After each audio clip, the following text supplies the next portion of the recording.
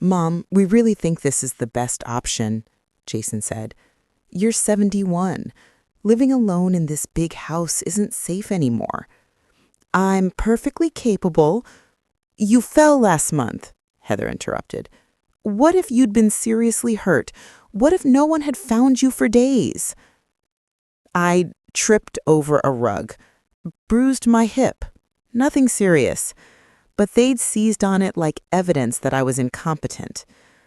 I was fine. It was a minor accident. This time, Jason said. But Mom, we can't keep worrying about you. Heather and I have our own lives, our careers. We can't be checking on you constantly. No one had asked them to check on me constantly. I had friends, a social life. I was active in my church, volunteered at the library, played bridge twice a week. But Heather had made it clear I was a burden, an obligation she hadn't signed up for. Riverside Manor is beautiful, she said, tapping the brochure. Private apartments, activities, medical staff on site 24/7. You'd be safe. We'd have peace of mind. Peace of mind. Code for, we want you out of the way. It's expensive, I said, looking at the pricing sheet. $4,000 a month. We'll help with costs, Jason said quickly. You have your Social Security and Dad's pension. We'll cover the rest. How generous. He missed the sarcasm. We just want what's best for you, Mom.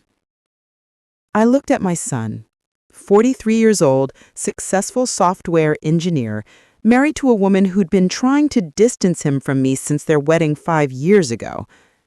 I could fight this, refuse to go, insist I was fine living alone. But I'd been doing research, and Riverside Manor wasn't just any nursing home. It was an opportunity. All right, I said. I'll go look at it. Jason's relief was palpable. Really? That's great, Mom. You're making the right choice. When can we schedule a tour? Heather asked, already pulling out her phone.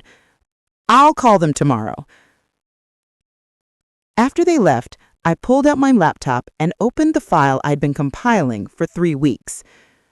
Riverside Manor wasn't just a nursing home.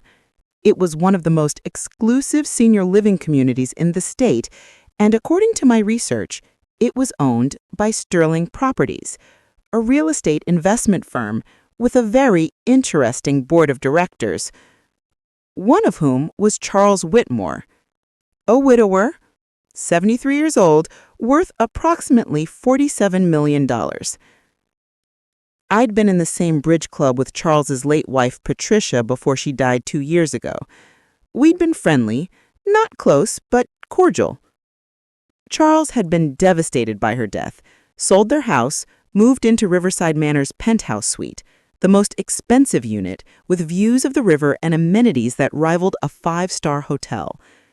According to Patricia's best friend, Margaret, Charles was lonely, grieving, looking for companionship, but not finding it among the widow vultures who descended on him the moment he was single. Jason and Heather thought they were warehousing me, getting me out of the way so they could live their lives without the burden of checking on me.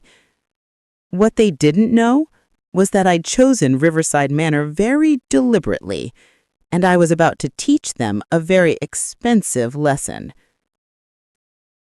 The tour of Riverside Manor was scheduled for the following Tuesday. Jason and Heather came with me, playing the role of concerned family members. It's beautiful, Heather gushed as we walked through the common areas. Look at the library and the art studio. The tour guide was a pleasant woman named Susan. Showed us 3 different apartment options: studio, 1-bedroom, and 2-bedroom. Most of our residents start with the studio. It's cozy and affordable. The studio was tiny, 300 square feet of beige carpet and institutional furniture. This is perfect for you, Mom. It's quite small. You don't need much space. You'll be spending most of your time in the common areas anyway. That's the whole point of community living. I let them believe I'd settle for the studio. But when Susan stepped away to take a phone call, I asked quietly, "What about the penthouse units? Are any available?" Susan's eyebrows rose slightly. "The penthouse units are quite expensive, $8,000 a month plus additional fees. They're usually reserved for our more affluent residents. I'd like to see one anyway, for comparison." Of course. The penthouse was on the top floor, floor-to-ceiling windows overlooking the river, full kitchen, spacious bedroom, den that could be used as an office or craft room, private balcony. "This is more like an actual apartment," I said. "It is. We have only 4 penthouse units. 3 are currently occupied." "Who lives in them?" "I can't share specific names, but our penthouse residents tend to be individuals who want independence with the security of our community." Translation: wealthy people who didn't want to live in regular nursing homes. "I'd like to apply for this unit," I said. Jason and Heather, who'd been talking in the doorway, turned around sharply. "Mom, this is way too expensive," Jason said. "I can afford it. With what money, your Social Security isn't enough. I have savings you don't know about, investment accounts your father set up before he died. I've been careful with money for 40 years. This was partially true. I did have savings, not enough to afford the penthouse long term, but enough to get started. What Jason didn't know was that I'd already spoken to my financial advisor about liquidating some assets, creating liquidity I'd need for this plan. "This is ridiculous," Heather said. "Why would you need this much space? The studio is perfectly adequate." "Because I'm not dead yet, Heather.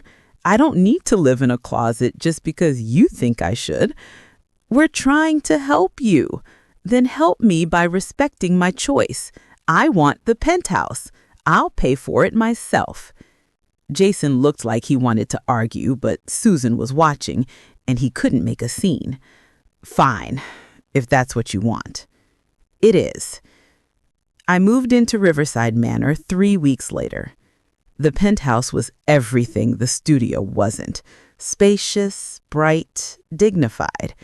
I furnished it with pieces from my house, things Jason and Heather had told me I should downsize, but that I'd refused to give up. My first week, I focused on settling in, learning the rhythms of the community, meeting neighbors, and locating Charles Whitmore. He was easy to find. He ate breakfast every morning in the main dining room at exactly 7:30 a.m., sat alone, reading the newspaper, looking distinguished and sad. On my 4th morning, I arranged to be in the dining room at 7:25 a.m., got my coffee and a muffin, sat at the table next to his. "Excuse me," I said after a few minutes. "Aren't you Charles Whitmore, Patricia's husband?" He looked up surprised. "Yes, I'm sorry. Do I know you?" "We met a few times. I'm Helen Parker. I was in bridge club with Patricia." Recognition dawned. "Helen, of course. Patricia mentioned you often. You were kind to her." "She was a wonderful woman. I was sorry to hear about her passing." "Thank you." He gestured to the empty chair at his table. "Would you like to join me? I've been eating alone for 2 years. It would be nice to have company." "I'd love to." And just like that, I was in. Charles and I became fast friends. We had breakfast together every morning, discovered we both loved classic films, and spent Wednesday afternoons in Riverside's small theater watching old movies. He taught me to play chess. I taught him to play bridge. "You're good for me," he said one evening after we'd finished a game. "I've been existing, I suppose, since Patricia died. Not really living, but you make me want to engage with life again. You're good for me, too. My son thinks I need to be in a nursing home because I'm old and fragile, but you treat me like I'm still a person. You are a person, a vibrant, intelligent person who happens to be over 70. We talked about our children. Charles's daughter lived in Singapore, rarely visited. My son lived 20 minutes away, but acted like I was an inconvenient obligation. Do you know what Jason said when he dropped me off here? He said, "Now we can finally focus on our own lives," like I'd been preventing him from living. That's cruel. It is, but it also liberated me. I spent years trying to be the mother he wanted, trying not to be a burden, making myself small so he'd still want me around. I looked at Charles. I'm done making myself small. Good. Small doesn't suit you. By month 3 at Riverside, Charles and I were inseparable. He invited me to his penthouse for dinner. I invited him to mine for movie nights. We became the couple that everyone at Riverside talked about, the sweet widow and widower who'd found companionship in their later years. Except it was more than companionship. Helen, I need to tell you something this evening. We're on his balcony watching the sunset over the river. I'm falling in love with you. My heart skipped, not because I was surprised, but because I'd been falling for him, too. I feel the same way, I admitted. Is that wrong? We're in our 70s. Should we even be feeling this way? Why shouldn't we? Love doesn't have an expiration date. He kissed me then, sweet and tentative, like we were teenagers instead of septuagenarians. Will you let me court you properly? He asked. Take you to dinner, theater, the opera? I'd love that. And eventually? Alan, I know this is fast, but at our age, we don't have time to waste. Would you consider marrying me? I looked at this kind, wealthy, wonderful man who'd stumbled into my life at exactly the right moment. Yes, I said. I would consider it very seriously. Jason found out I was dating Charles through social media. One of the Riverside staff members had posted photos from a community dinner, and Charles and I were in the background holding hands. Someone tagged Jason. He called me 30 minutes later. Mom, what is this? What is what? You're dating someone? At the nursing home? First, it's not a nursing home. It's a senior living community. Second, yes, I'm dating Charles. Is that a problem? I didn't know you were looking to date. I wasn't looking. It happened naturally. Charles is wonderful. Who is he? Do I need to check him out? Make sure he's not taking advantage of you? I almost laughed. Jason, Charles is 73 years old and wealthy. If anything, I'm the gold digger in this scenario. That's not funny, Mom. It's a little funny. Heather got on the phone. Helen, we're concerned. You barely know this man. How do you know he's legitimate? I've known him for 5 months. We spend every day together. I know him better than I knew your father after 5 months of dating. But you're vulnerable right now, living in that place, isolated from family? I'm not isolated. I have a full social life, friends, activities, and now I have Charles, which is more than I had when I was living alone and you two barely called. We call, Jason protested, once a month for 15 minutes to check if I'm still alive. I kept my voice level. You put me here because I was inconvenient. Now I'm thriving and you're upset because I didn't ask your permission first. Mom, that's not fair. What's not fair is you warehousing me and then getting upset when I build a life without you. Now, if you'll excuse me, Charles is taking me to dinner. I hung up before they could respond. Charles proposed officially at the 6-month mark. We were at a 5-star restaurant downtown. He'd arranged a private room, champagne, a string quartet. Helen Parker, you've brought joy back into my life. I thought after Patricia died, I was done. But you've shown me that life isn't over. Love isn't over. We can have a second chapter that's just as beautiful as the first. He got down on one knee, slowly, carefully, his joints protesting, but his determination clear.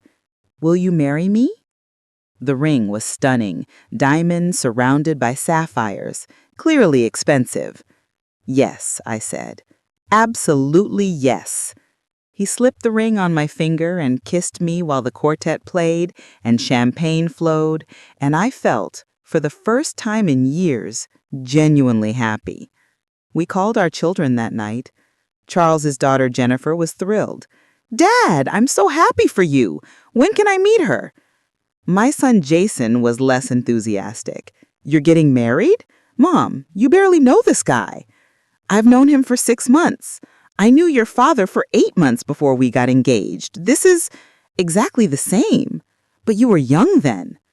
"So I'm too old to make my own decisions now?" "That's not what I meant.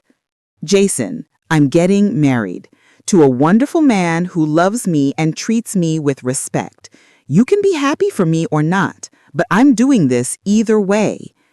Can we at least meet him first?" "Of course. We're planning an engagement party next month. You and Heather are invited." After we hung up, Charles asked, "Do you think he'll come around?" "Eventually, once he realizes he can't control this. And if he doesn't, then he'll miss out on my happiness. His loss, not mine." The engagement party was held at Riverside Manor in the main ballroom. Charles's daughter flew in from Singapore. His son came from Boston. Friends from the community attended. My bridge club came. Even Margaret, Patricia's best friend, showed up and gave her blessing. "Patricia would have loved you for Charles," she told me. "She always said he needed someone strong, someone who wouldn't let him wallow in grief." I hope I'm doing her memory justice. You are. You're making him happy. That's what matters. Jason and Heather arrived late, looking uncomfortable. Charles greeted them warmly. "You must be Jason and Heather. I've heard so much about you."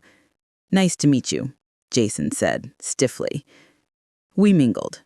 Charles introduced them to his children, showed them around Riverside, pointing out the amenities.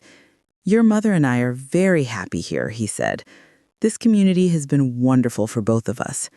"It's very nice," Heather admitted reluctantly. "Nicer than I expected." "Did you expect me to be miserable here?" I asked. "No, I worried you'd be lonely." "I was lonely in my house, where you called once a month and visited twice a year. Here I have friends, activities, and Charles." I looked at my fiancé. "I have a full life." Jason pulled me aside later. "Mom, I need to ask, is this about money?" "Excuse me? Charles is clearly wealthy. This place is expensive. Are you marrying him for financial security?" I stared at my son. "Are you seriously asking me that?" "I'm just trying to understand." "I'm marrying him because I love him, Jason, because he makes me happy, because at 71 years old, I've been given a second chance at companionship and love, and I'm taking it." I paused. "But let me ask you something. If I were marrying a poor man, would you be more supportive? Or are you upset because Charles has money and you're worried about your inheritance?" "I'm not worried about inheritance." "Aren't you? You and Heather put me here to get me out of the way, so you could live your lives without the burden of me. But now I'm happy, I'm thriving, and I'm marrying a wealthy man. That wasn't part of your plan." "Mom, that's not fair." "You know what's not fair? Putting your 71-year-old mother in a nursing home because she tripped once. You know what else isn't fair? Only calling once a month, treating me like an obligation instead of a person." I took a breath. "I love you, Jason, but I've spent 5 years trying to be the mother you wanted. Convenient, undemanding, invisible. I'm done. This is who I am now. Take it or leave it." I walked away. Back to Charles, back to the party celebrating our future. Jason and Heather left early. We got married 3 months later. Small ceremony at the Riverside Manor Chapel. Charles's children came, my bridge club came, Margaret came, crying happy tears. Jason and Heather didn't come. "I'm sorry, Mom," Jason had said on the phone 2 days before. "Heather and I talked about it, and we don't feel comfortable supporting this marriage. It's too fast. We barely know Charles. So you're choosing not to come to my wedding? We think you're making a mistake. Then I guess you'll miss the celebration." I hung up and didn't call back. On my wedding day, I wore cream-colored lace. Charles wore a sharp gray suit. Jennifer walked me down the aisle since Jason wasn't there. "He's an idiot for missing this," she whispered. "Yes," I agreed. "He is." Judge Morrison, a friend of Charles's, performed the ceremony. "Helen and Charles, you've both loved deeply and lost. You've grieved, you've endured, and now you've found each other, proving that love doesn't end just because we grow older. It evolves. It deepens. It becomes richer with wisdom and experience." When Charles slipped the wedding band onto my finger, I felt no regret about Jason's absence, only joy that I'd found this unexpected love. Life as Mrs. Charles Whitmore was surreal. We lived in Charles's penthouse, which was twice the size of mine, traveled frequently, Paris, Rome, Barcelona, places I'd dreamed of seeing but never thought I would. Charles put me on all his accounts, joint bank accounts, credit cards, investment portfolios. "What's mine is yours," he said. "That's what marriage means. Charles, this is millions of dollars, and we're going to enjoy it together for however many years we have left." We had lawyers draw up new wills. Charles left his estate divided between his children and me, 40% to Jennifer, 40% to his son Robert, 20% to me. "That's generous," I said. "It's fair. Jennifer and Robert are taken care of, and you should have security if something happens to me." "What about your business, Sterling Properties?" "I'm gradually handing control to Jennifer. She's sharp. She'll run it well." He smiled. "But I've kept one thing, a small investment property portfolio that's entirely mine, about $8 million in value. That's going to you completely, so you never have to depend on my children's goodwill." $8 million? I thought about Jason, who'd put me in this nursing home thinking he was warehousing me, who'd expected me to fade away quietly into old age. Instead, I'd married a millionaire, traveled the world, built a life more vibrant than anything I'd had in my 60s. The irony was delicious. Jason called me for the first time in 8 months. "Mom, it's me." "I know. I have caller ID." I wanted to see how you're doing." "I'm wonderful. Charles and I just got back from Greece. We're planning a trip to Japan in the spring." Silence. Then, "That sounds nice." "It is nice. Very nice." "Mom, I need to apologize for not coming to your wedding, for not being supportive. Heather and I have been talking, and we realize we were wrong." "What changed your mind?" "Honestly, we saw photos on Facebook. You look happy. Really happy. Happier than I've seen you in years." "I am happy. And I've been thinking about why that bothered me so much. I think I was upset because you didn't need me anymore. You built a whole life without me, and I felt left out. You left me out first, Jason. When you put me in Riverside, you were trying to remove me from your life. You succeeded. I just found a new life without you." "I know, and I'm sorry." His voice cracked. "Mom, I miss you. Is there any way we can start over?" I thought about that, about the hurt of him not coming to my wedding, about the years of being treated like an inconvenient obligation. Maybe. I said finally. But Jason, it has to be different. You don't get to be involved in my life only when it's convenient. You don't get to approve or disapprove of my choices. I'm an adult. I make my own decisions. I understand. And you owe Charles an apology for treating him like he was taking advantage of me. I'll apologize, I promise. Then yes, we can start over, slowly. Jason and Heather came to visit at Riverside. It was awkward at first. Charles greeted them warmly, but there was tension. I owe you an apology, Jason said to Charles. I assumed the worst about your relationship with my mother. I was wrong. I understand. You were protecting her. That's admirable, even if it was misguided. We had lunch in the dining room. Jason and Heather asked questions about our travels, our daily routine, how we spent our time. It's not what I expected, Heather admitted. When I think nursing home, I think depressing. But this is like a resort. It is a resort. That's the whole point. We're retired, not dead. We should enjoy our remaining years. After lunch, I showed them my penthouse. Heather's eyes widened at the space, the view, the elegant furnishings. Mom, this is beautiful. Thank you.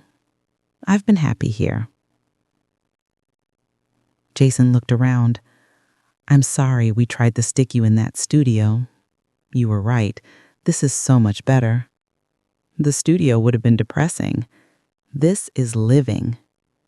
As they were leaving, Jason hugged me tight. I'm glad you're happy, Mom. I mean it. Thank you, sweetheart. After they left, Charles asked, How do you feel? Cautiously hopeful. We'll see if they mean it or if they're just being nice now that I'm married to money. Cynical. Realistic, I corrected. Charles had a heart attack. Mild, treatable, but it was a wake-up call. I'm 75, he said from his hospital bed. I'm not going to live forever. None of us are. But Helen, I need to make sure you're protected. If something happens to me, Jennifer and Robert will control the estate. They like you, but you need independent security.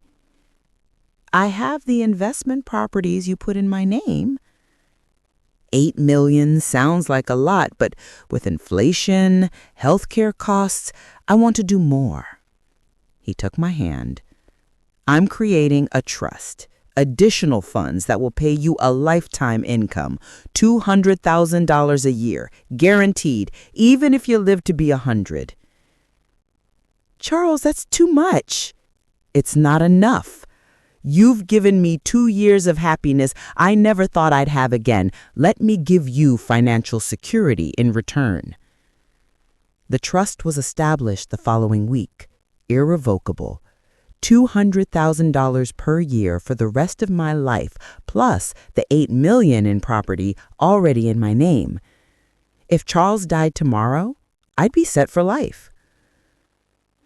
Jason found out about the trust through Heather's Facebook stalking. He called me, his voice tight. Mom, did Charles really set up a trust for you? Yes. How did you know? Heather saw something Jennifer posted congratulating you guys. Mom, that's a lot of money. It is? Are you sure this is appropriate? You've only been married 2 years. Jason, stop. Right there. My voice was steel. Charles and I are married. What we do with our money is our business, not yours, not Heather's, ours. I'm just worried people will think what? That I married him from money? Let them think whatever they want. I know the truth. Charles knows the truth. That's all that matters.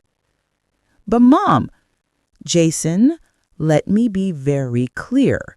When you and Heather put me in Riverside, you wrote me off. You expected me to fade away quietly. Instead, I built a beautiful life. I fell in love.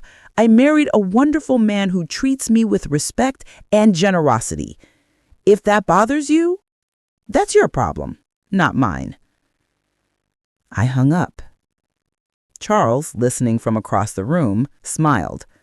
"You're fierce." I learned from the desk. Patricia always said you needed someone who wouldn't take shit from anyone. She was right. Charles's 76th birthday was a major celebration. Jennifer and Robert flew in. We held a party at Riverside with 200 guests, friends, business associates, family. Jason and Heather came. They'd been trying to rebuild our relationship with mixed success. They were pleasant now, but there was still distance. During the toasts, Jennifer stood up. "Dad, I want to thank you for giving me the greatest gift, showing me that life doesn't end at 70, that love doesn't have an expiration date. Watching you and Helen together, seeing how happy you are, it's changed my whole perspective on aging." She raised her glass. "To Dad and Helen, may you have many more years together." Everyone drank to that. Later, Jason pulled me aside. "Mom, I owe you an apology, a real one." "Another one?" "I've been apologizing for the wrong thing. I've been saying sorry for not supporting your marriage.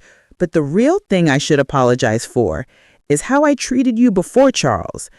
Putting you in Riverside like I was putting away something I didn't want to deal with anymore. Calling once a month like it was a chore. Making you feel like you were a burden." "Yes, you should apologize for that." "I'm sorry, Mom. I was a shitty son. And if you hadn't met Charles, if you had ended up in that studio apartment alone, it would have been my fault. You deserved better. You always deserve better." "Thank you for saying that. Are we okay?" "We're getting there. It takes time, Jason. Trust has to be rebuilt." "I know. I'll keep trying." I was 75. Charles was 77. We'd slowed down a bit. Less international travel, more local trips. But we were still active, still engaged, still deeply in love. One evening, relaxing on our balcony, Charles said, "Helen, I've been thinking about Jason." "What about him?" "He's been trying, really trying, for over 2 years now." "I know. Maybe it's time to let him all the way back in, forgive him completely." I thought about that. "Do you forgive Jennifer and Robert for barely visiting you after Patricia died?" "Yes. They had their own lives. I don't blame them for that." "I blame Jason. He didn't just have his own life. He actively pushed me out of mine." "But he's changing, learning. Isn't that what matters?" "Maybe," I sighed. "You're more forgiving than I am. I'm older. I've learned that holding grudges takes more energy than forgiveness." He took my hand. "I'm not saying forget what he did. I'm saying maybe it's time to move forward without holding it over him. I'll think about it." Charles died peacefully in his sleep at age 78. Heart failure. Quick, painless, the way everyone hopes to go. I woke up beside him and knew immediately that he was gone. Jennifer and Robert flew in within hours. Jason came to Riverside to sit with me. "I'm so sorry, Mom." He had 5 wonderful years after Patricia died. 5 years of happiness he didn't think he'd ever have again. I'm sad, but I'm also grateful we had that time. He loved you so much. I loved him too. The funeral was large. Charles had been a prominent businessman with hundreds of friends and associates. The will reading was the following week. Jennifer got 40% of the estate as planned. Robert got 40%. I got my 20%, which amounted to about $9 million after the estate was settled. combined with the trust Charles had set up, $200,000 per year for life, and the investment properties already in my name, $8 million. I was worth approximately $17 million. Jason's face when he heard the numbers was priceless. After the reading, Jennifer pulled me aside. "Helen, I want you to know Dad was happier with you than I'd seen him in years. You gave him joy. That's worth more than any amount of money." "Thank you, sweetheart. And the 20%, he wanted you to have security, to never worry about money again. He loved you." "I know he did." I stayed at Riverside Manor. Not in the penthouse. It felt too big, too empty without Charles. I moved to a smaller unit. Still nice, but more appropriate for one person. I kept busy. Bridge club, movie nights, volunteering, traveling with friends from the community. Jason visited regularly, every 2 weeks, like clockwork. We'd have lunch, talk, slowly rebuilding what had been broken. "Mom, can I ask you something?" One afternoon. "Of course." "Do you ever regret it? The way things happened? Me putting you in Riverside, you meeting Charles, all of it?" I thought about that carefully. I regret that it took being put in a nursing home for me to realize I deserved better. I regret that I spent years making myself small to make you comfortable. But I don't regret how things turned out. Because of the money? No. Because I spent 5 years with a man who loved me completely, who treated me as an equal, who reminded me that I was still a person worth knowing. I looked at my son. The money is nice, but the self-respect I gained is priceless. I understand that now.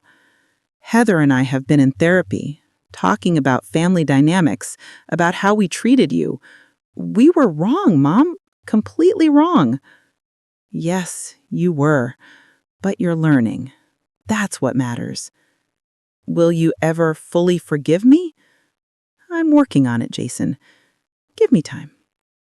I was 76 years old and worth $17 million. I lived in a beautiful apartment at Riverside Manor, surrounded by friends and community. I traveled when I wanted, donated generously to causes I cared about, established a scholarship fund in Charles's name for underprivileged students, and I maintained a careful, boundaried relationship with my son. Jason had learned his lesson. He called weekly, visited regularly, included me in family events without making me feel like an obligation.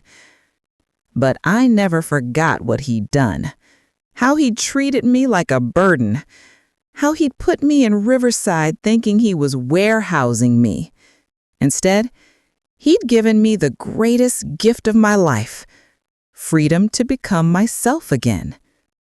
One afternoon, having tea with Margaret, she asked, "Do you think Jason learned anything?"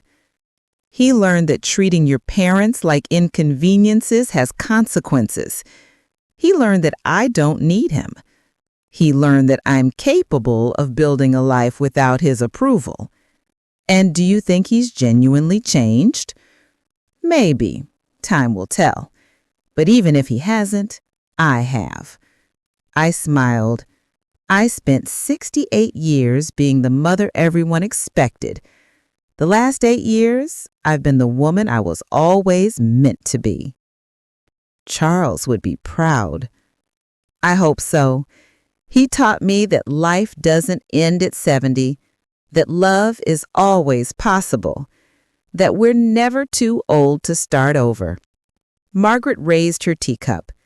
To Charles, and to you, Helen, for showing all of us that nursing homes can be launch pads instead of warehouses. To second chances, I agreed, because that's what Riverside had given me. Not an ending, but a beginning. Jason had put me here thinking he was putting me away. Instead, He'd set me free.